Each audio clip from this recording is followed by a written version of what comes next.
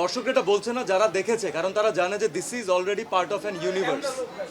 এটা একটা ভায়োলেন্স ইউনিভার্সের part. Preparation was very simple. আমাদের প্রথম কাজ ছিল, কারণ এই জনরাটা এই ধরনের সিনেমা আমার জন্য নতুন।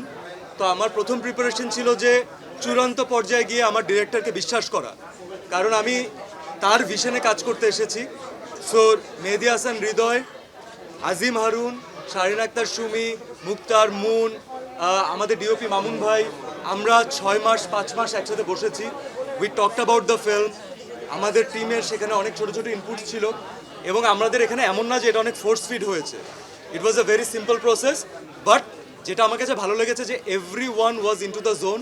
দ্যাটস ওয়াই সবাই আমরা মিলে একটা ইন্টারেস্টিং জিনিস ক্রিয়েট করতে পেরেছি, যেটা ফাইনাল এক্সিকিউশন আমরা সিনেমার পর্দায় ঘটেছে। এখন দর্শক সেটাকে অ্যাপ্রিসিয়েট করছে। Particularly this character Rusho is like this. এখন আপনি বলেন যে যদি সিয়াম আহমেদ কখনো এটা বলবে নাকি, I will never say this.